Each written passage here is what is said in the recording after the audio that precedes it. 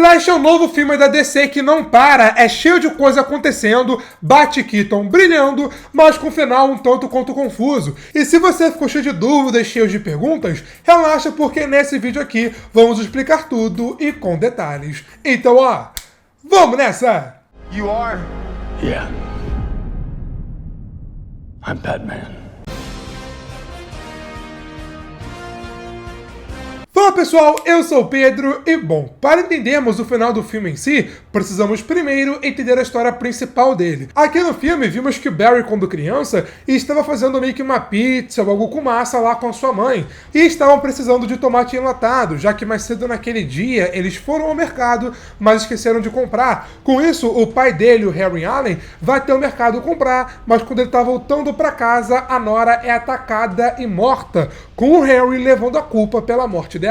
O Barry sabia que não foi seu pai que matou ela, porque ele literalmente viu seu pai chegando na casa quando sua mãe começou a gritar. Logo, se ele estava fora da casa, não foi ele quem matou ela. No presente aqui da história, o Barry está a um dia do julgamento final do seu pai, para decidir se ele é culpado ou de fato é inocente pela morte da Nora. Teria uma maneira de provar a sua inocência usando uma gravação de supermercado dele comprando enlatado, mas como na gravação ele estava de boné e olhando para baixo, já que o enlatado estava na prateleira ali de baixo, fica difícil cravar que era ele naquele momento. Aí, enfim, mesmo o Bruce Wayne do Ben Affleck falando pro Barry não voltar no tempo, que é perigoso, que as pequenas coisas já mudam tudo e que as perdas fazem parte de quem a pessoa é atualmente. Mas mesmo assim, o Barry não ouve, vai lá, volta no tempo e apenas coloca o tomate enlatado no carrinho da sua mãe, para que ela não esquecesse quando fosse ao mercado e caso acontecesse algo com ela, o seu pai estaria lá para protegê-la. Só que tem um porém, após ele ajudar a sua mãe, quando ele estava lá na força de aceleração, ele é atacado pelo Dark Flash e vai parar em uma outra realidade, em um outro universo, onde dessa vez a sua mãe também acabou ficando viva. Tem uma cena bem legal do Barry com seus pais, agora mais velhos, com eles comendo macarrão, foi uma parte bem legal mesmo. Mas enquanto ele estava lá comendo macarrão, ele olha para a janela e vê um outro Barry Allen daquele universo, o que acaba gerando conflito entre os dois, porque o Barry, ao voltar no tempo para ajudar a sua mãe, ele acabou danificando a linha do tempo e indo parar em um outro universo, em um universo onde as coisas estão completamente diferentes. Uma das coisas diferentes é que nesse universo o Marty McFly é o Eric Stoltz, e até uma brincadeira bem legal com a vida real, porque inicialmente o Eric Stoltz seria mesmo o Marty McFly. Ele chegou a gravar até mesmo metade do filme, mas bom, foi substituído pelo Michael J. Fox. Aliás, ali no quarto do Barry tem várias diferenças e vários easter eggs bem legais, que eu vou comentar todos os detalhes sobre o filme no vídeo que sai domingo, meio-dia aqui no canal, ou até mesmo, quem sabe, sábado de noite.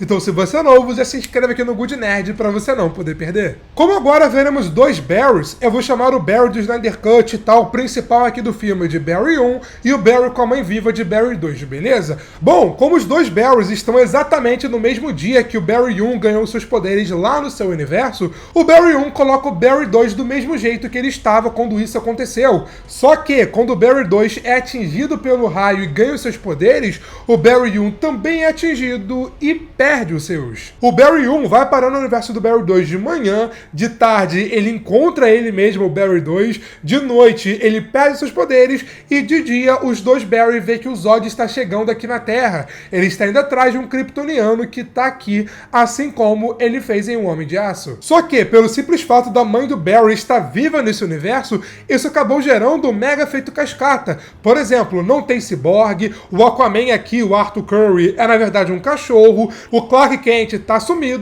mas tem um Bruce Wayne. Porém, esse Bruce Wayne não é o Ben Affleck que vimos no DCU e apareceu anteriormente aqui no filme, e sim o Bruce Wayne do Michael Keaton. Ou seja, o universo que estamos agora é o mesmo universo dos dois filmes do Batman lá do Tim Burton. Após ficar com o pé atrás inicialmente, o Batman acaba aceitando e ajuda os dois Barry. O plano deles é ir até a Antártica e invadir a instalação onde o Superman, o Clark Kent, está preso.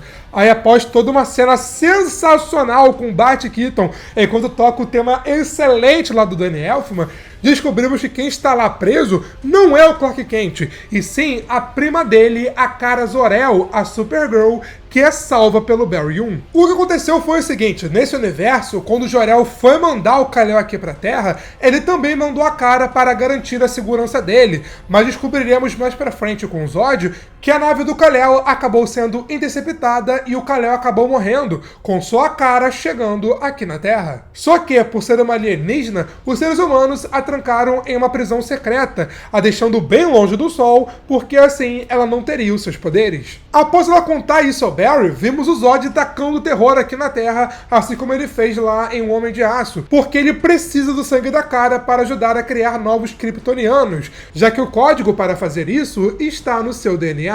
Enquanto isso acontecia, vimos que o Barry, com a ajuda do Bat-Keaton e da Supergirl, como forma de agradecimento por ele ter salvado ela anteriormente na Antártica, o Barry conseguiu tomar alguns raios e ganhou seus poderes de Flash de volta, com os 4 agora partindo para enfrentar o Zod antes que seja tarde demais. Aí tem a batalha final e tal, tem umas cenas bem legais, mas o CGI é de qualidade bem duvidosa, mas aí acontecem duas coisas muito importantes. Batman e Supergirl acabam morrendo. O Batman se sacrifica para destruir uma das naves do Zod, enquanto o próprio Zod consegue matar a Supergirl, pegar o DNA dela e meter o pé. Ao saberem disso, os Barry voltam no tempo, voltam alguns minutos antes disso acontecer para tentar salvá-los, só que novamente no meio da batalha, os dois de novo acabam morrendo. Dessa vez, a Supergirl novamente é derrotada e morta pelo Zod, enquanto o Batman derrota um dos capangas dele, mas acaba sendo morto devido aos ferimentos. Só que dessa vez, antes dele morrer, o Batman conta para o Barry que sabe o que ele fez, sabe que ele voltou no tempo para tentar salvá-lo, mas que não deu certo,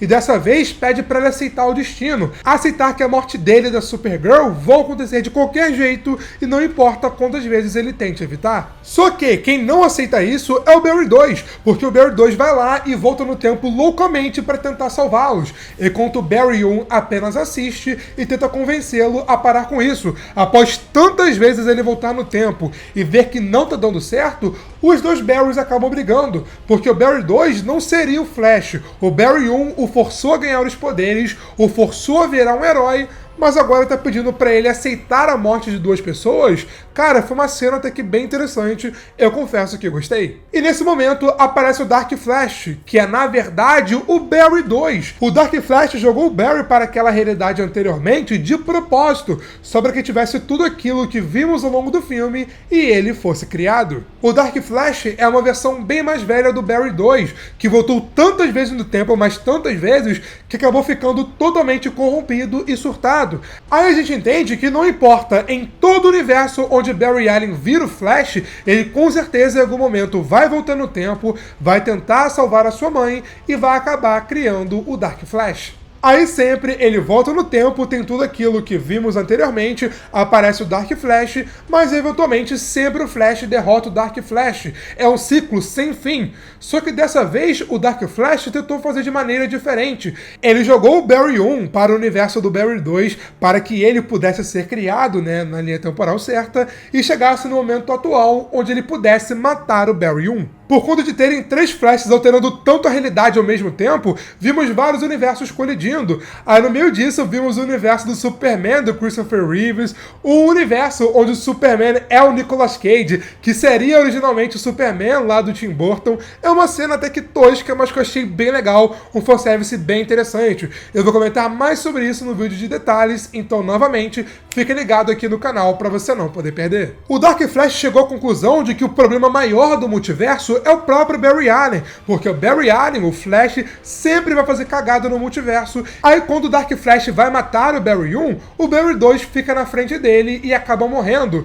E como ele morreu e ele é o Dark Flash também é morto, também é derrotado. E eles viram pó a lá estalo do Thanos. Mas bom, com o Dark Flash derrotado, o Flash volta no tempo. Ele volta no tempo naquele mesmo momento onde no começo do filme ele ajudou a sua mãe com um enlatado no mercado. Aí vimos o Barry colocando a latinha no carrinho, enquanto o Barry atual, após falar com a sua mãe, abraçá-la, ela reconhecer ele, em uma cena bem legal, ele vai lá, tira o enlatado do carrinho dela e o coloca no lugar. Só que, ao invés de ele colocar o enlatado na prateleira de baixo, que é o local original dele, o Barry percebe que se ele colocar o enlatado em cima, a câmera vai mostrar o rosto do seu pai pegando o enlatado quando seu pai for ao mercado mais tarde naquele dia. E assim, ele terá a prova que precisa para liberar o seu pai. Então ele faz isso, troca o enlatado de lugar e volta para o seu universo atual, voltando no mesmo dia e no mesmo horário que está acontecendo o julgamento. E lá descobrimos que o plano do Barry deu certo. Por estar na prateleira de cima, a câmera mostrou o Henry Allen pegando o enlatado. Logo, se ele estava no mercado quando a Nora foi morta, não foi ele quem matou ela. Só pensa aqui, cara, isso não gera um furo de roteiro? Porque pensa aqui comigo, não seria bem mais fácil desde o início ele provar sua inocência usando a nota fiscal do enlatado? Porque, por exemplo, na nota fiscal você encontra o produto, o valor, a data e a hora em que ele foi comprado. Então, se, por exemplo, naquela hora que ele comprou o produto, a Nora foi morta, não foi ele que matou porque ele estava no mercado comprando. Então, assim, facilmente ele comprovaria sua inocência e seria liberado desde o começo. Enfim. Aí beleza, o Henry inocentado e tal, e na saída do tribunal, vimos que o Barry e a Iris meio que resolveram marcar o encontro, tá dando bem pro moleque, e quando o Bruce Wayne vai encontrar ele, vimos que esse Bruce Wayne é simplesmente o George Clooney, sim, isso mesmo. Ou seja, pelo simples fato do Barry ter voltado no tempo e ter mudado o enlatado de lugar, ele acabou criando uma nova linha do tempo, uma nova realidade, um novo universo, onde dessa vez o Bruce Wayne e o Batman não é o Ben Affleck, e sim o George Clooney. Então, parando aqui para pensar, o Barry não aprendeu nada ao longo do filme. Ele literalmente ficou 2 horas e meia para entender que não pode mexer com o passado. As mudanças mínimas já são muito importantes. Ele teve que aceitar a morte da sua mãe, que não tem como salvá-la. Mas aí no final ele muda enlatado de lugar só para salvar o seu pai, cometendo o mesmo erro que ele cometeu no começo do filme. Pô, cara, aí não dá. Aí você pode me refutar, né? Ai, mas o Barry achou que não mudaria nada e tal, foi na inocência. Pô, cara, se fosse aquele Barry mais bobão lá, infantil, lá do Barry 2, beleza, eu até entenderia. Mas esse Barry 1, após tudo que ele passou, após ele ser obrigado e forçado a aceitar a morte da sua mãe, fazer o mesmo erro que ele cometeu no começo do filme, pô, isso aí eu não gostei.